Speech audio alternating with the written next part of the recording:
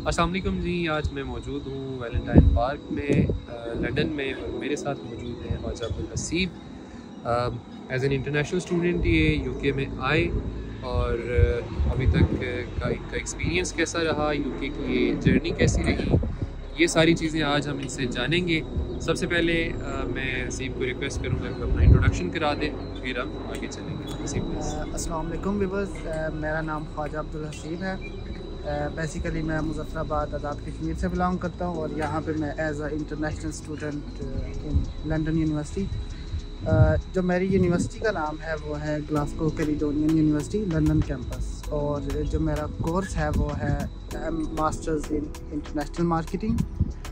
और मेरा जो एक्सपीरियंस है अभी तक वो अल्हम्दुलिल्लाह काफ़ी अच्छा जा रहा है। एज़ अ इंटरनेशनल स्टूडेंट आप ये नहीं सोच सकते कि आप यहाँ पे आएंगे तो आपकी सारी चीज़ें यहाँ पे लाइन बाय लाइन रखी होंगी। आपको यहाँ पे आना है, थोड़ी स्ट्रगल है। सब कह रहे हैं इम्पॉसिबल भी नहीं है, लेकिन सब इतना इजी भी नहीं है। आप स्टेप बाय स्टेप चलेंगे तो इंशाल्लाह सारा कुछ जो है वो आपका बेहतर होता जाता है। तो मैं आया था सितंबर इनटेक 2023 में, मुझे 1.5 महीना लगा है। काफ़ी स्ट्रगल हुई, उसके बाद अल्हम्दुलिल्लाह मेरा जो है प्रोसेस और यहाँ पे जो रहने का जो सेट होने का वो स्टेबल होता अब अल्लाह का शुक्र है कि मैं काफ़ी स्टेबल हूँ एज इंटरनेशनल स्टूडेंट। अच्छा हसीब, मैंने ना ये एक सीरीज़ ऑफ वीडियोस जो है वो स्टार्ट की है, जिसमें जितने भी स्टूडेंट्स इंटरनेशनल जो यहाँ पर आए हैं पाकिस्तान से और अभी स्टडीज़ का यहाँ पर अपनी कंटिन्यू किए हैं, उनसे मेरी कोशिश है कि हम डिफरेंट टॉपिक्स के ऊपर बात करें, तो ताकि जो बैक होम पाकिस्तान में जो स्टूडेंट्स हैं उनको यहाँ की पिक्चर एक क्लियर पिक्चर उन तक जा सके, उन तक एक क्लियर मैसेज जा सके। तो आपने अकोमोडेशन की बात की कि यहाँ पर आकर स्टूडेंट्स जो है वो मैनेज कर लेते हैं, तो अगर आप ये एक्सप्लेन कर दें स्टूडेंट्स को कि as an international student London में आप रह रहे हैं, बाकी सिटीज़ का तो ज़ाहिर है सिचुएशन डिफरेंट है, लेकिन अगर आप लंदन में अकोमोडेशन लेना चाहें as an international student private accommodation, तो क्या चार्जेस स्टूडेंट्स को आ जाते हैं नॉर्मली?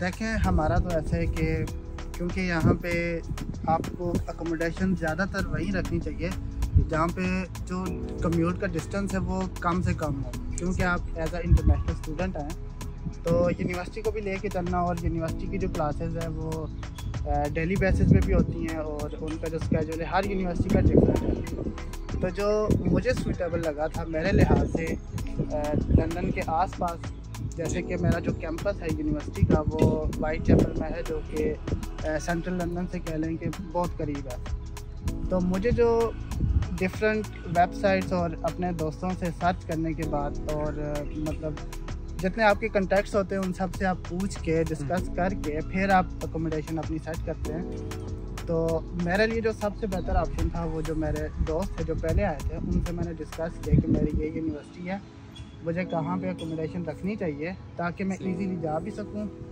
और यानी कि ज़्यादा टाइम मेरा कम्यूट में जो है वो ज़ाया ना हो। ठीक है, तो सॉरी टू इंटरप्ट यू, आप ये कह रहे हैं कि अगर आपकी ट्रैवलिंग ज़्यादा पड़ेगी तो आपको कॉस्ट ज़्यादा पड़ेगी, तो आप स्टूडेंट्स ने ट्राई ये करना है कि जो उनकी अकोमोडेशन हो वो उनकी यूनिवर्सिटी और उनकी जॉब के करीब ही हो, ताकि उनका जो ट्रैवलिंग कॉस्ट है वो कम से कम हो सके। Let's come to the question कि जो मैंने आपसे पूछा था कि कॉस्ट कितनी आ जाती है, मतलब एक स्टूडेंट अगर अकोमोडेशन ले रहा है प्राइवेट तो कितनी उसको कॉस्ट आएगी पर मंथ? यहाँ पे जो जिस एरिया में मैं रह रहा हूँ और ज़्यादातर यही एवरेज है। आप इल्फर्ड में रह रहे हैं? बिल्कुल इल्फर्ड में। अब इल्फर्ड में ये है कि अगर आप शेयरिंग बेस्ड रहते हैं तो वो 250, 300, 350 या 400 तक जाता है। लेकिन अगर आप बिल्कुल अपना प्राइवेट रूम चाहते हैं जिसमें मतलब आपके साथ कोई शेयरिंग में ना हो, या आप किसी फ्लैट में एक रूम अकेला लें, तो वो 600, 700 या 800 इंक्लूडिंग यूटिलिटीज आ जाता है। तो वो जो लोग कह लें कि अपनी कंपनी खुद ही इंजॉय करना चाहते हैं, अकेले रहना पसंद करते हैं, उनके लिए भी ये रीज़नेबल प्राइस है। और मतलब जो अपनी स्टडीज़ पे फोकस करना चाहते हैं, या अगर आप शेयरिंग में रह सकते हैं जी, शेयरिंग में आप दूसरों को बर्दाश्त कर सकते हैं, दूसरों के साथ आप ऐसा कह लें कोऑर्डिनेशन कर सकते हैं, क्योंकि यहाँ पे डिफरेंट कल्चर से आए हुए लोग होते हैं, डिफरेंट बैकग्राउंड से, तो आपको सबके साथ मिल के चलना पड़ता है। जी। तो अगर आप उस तरह चल सकते हैं फिर तो मैं कहता हूँ शेयरिंग बहुत बेस्ट ऑप्शन है, क्योंकि आपका एक जो बजट है वो स्टेबल बन जाता है। आपको पता होता है कि भाई मैंने थोड़ी अमाउंट देनी है अपने रेंट पे। अगर आप कह लें कि अपनी इंडिविजुअल रखना चाहते हैं तो वो तो ज़ाहिर है कॉस्टली है, इसलिए sharing is a best option. अच्छा हसीब, एक जो इम्पॉर्टेंट चीज़ है इस स्टडी अब्रॉड के सारे प्रोसेस की, जिसके ऊपर यूजुअली ना तो कंसल्टेंसी फर्म्स काम करती हैं और ना स्टूडेंट्स को इतनी अवेयरनेस देती हैं, कि जब स्टूडेंट का सारा प्रोसेस हो जाता है, स्टडी अब्रॉड का प्रोसेस सक्सेसफुल हो गया, अब उसे ट्रैवल करना है, लेकिन जब वो ट्रैवल करता है यूके के अंदर किसी भी एयरपोर्ट के ऊपर वो लैंड करता है, जैसे कि वो हिथरो एयरपोर्ट के ऊपर लैंड कर रहा है, अब बॉर्डर फोर्सेस ने उससे क्या क्वेश्चनिंग करनी है, ये स्टूडेंट को पता ही नहीं होता कि मैं एयरपोर्ट के ऊपर जाऊंगा तो मुझसे कोई क्वेश्चनिंग हो सकती है। लेकिन अनएक्सपेक्टेडली जब स्टूडेंट यहाँ पर पहुँचते हैं तो बहुत से स्टूडेंट्स को ऐसी अनएक्सपेक्टेड क्वेश्चनिंग का सामना करना पड़ता है कि वो प्रिपेयर्ड नहीं होते। तो इसके ऊपर आप मतलब अगर स्टूडेंट्स को बताना चाहें कि किस तरह की क्वेश्चनिंग होती है और क्या क्या चीज़ स्टूडेंट्स को प्रिपेयर्ड किस तरह से रहना चाहिए। इसके लिए मैं ये समझता हूँ कि जो सबसे पहली बेसिक चीज़ है वो ये है कि जब आप अप्लाई कर रहे हैं, जैसे किसी भी कंसल्टेंसी के थ्रू आप अपना प्रोसेस करवा रहे हैं, आपको हर चीज़ पता होनी चाहिए कि मेरा कोर्स क्या है, मेरी यूनिवर्सिटी क्या है, उसका एड्रेस क्या है, उसके सराउंडिंग में क्या है।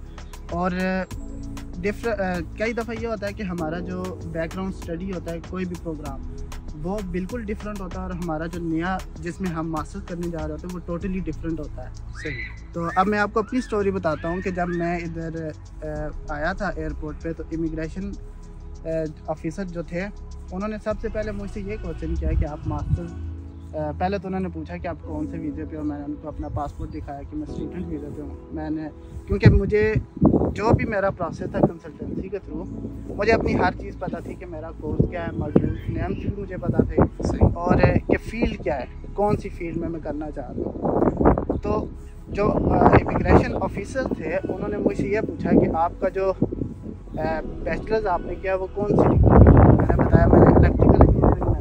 सही। अगर आपने इलेक्ट्रिकल इंजीनियरिंग तो जो आपने कोर्स अभी जिसमें आप मास्टर्स करने जा रहे हो ये तो बिल्कुल ही टोटली है, क्योंकि मेरा जो था वो मास्टर्स ऑफ इंटरनेशनल मार्केटिंग था। सही। तो मैंने उनको ऐसे रिलेट किया और ये बात बिल्कुल सच भी है कि जब मैं एक कंपनी में जॉब कर रहा था तो वहाँ पे मुझे एक अपॉर्चुनिटी मिली एज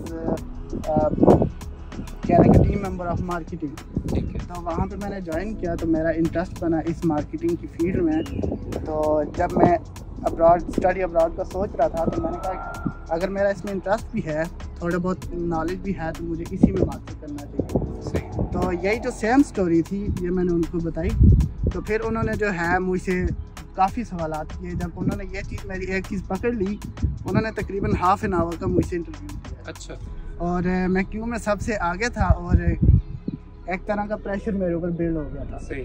लेकिन जैसे कि मुझे सब पता था अपने प्रोसेस का, मेरे कोर्स का, यूनिवर्सिटी का, पिछला जो बैकग्राउंड स्टडी है, सब चीज़ें मुझे पता थी और वो क्वेश्चन करते जा रहे थे, मैं जवाब देता जा रहा था। इसलिए मैं ये रिकमेंड करता हूँ हर स्टूडेंट को अपने प्रोसेस का पता होना चाहिए, कोर्स का और मॉड्यूल्स का भी वो थोड़ा बहुत सर्च कर लें कि हम पढ़ने क्या जा रहे हैं। आपने बड़ी मतलब ब्रीफली स्टूडेंट्स को ये बताया है जो बॉर्डर फोर्सेस की तरफ से स्टूडेंट्स से क्वेश्चनिंग होती है।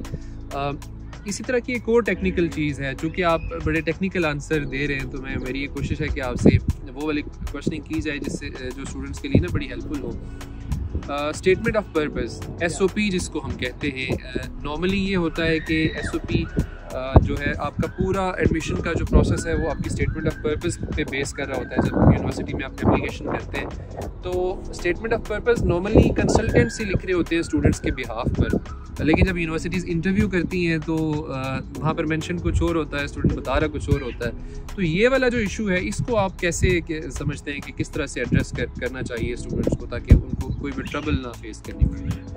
SOP मैं ये समझता हूँ कि SOP सबसे जो पहली आपकी रिप्रेजेंटेशन या कह लें कि आपका जो एडमिशन आप लेना चाहते हैं उसमें मतलब आप सबसे जो पहले अपने आप को रिप्रेजेंट करते हैं वो SOP होती है, क्योंकि आप यूनिवर्सिटी को बताते हैं कि भाई मेरा बैकग्राउंड ये है, मेरा जो है प्लान इस कोर्स में, और फिर आप उसको रिलेट करते हैं अपने प्रीवियस कोर्स के साथ या अपने प्रीवियस एक्सपीरियंस के साथ जी।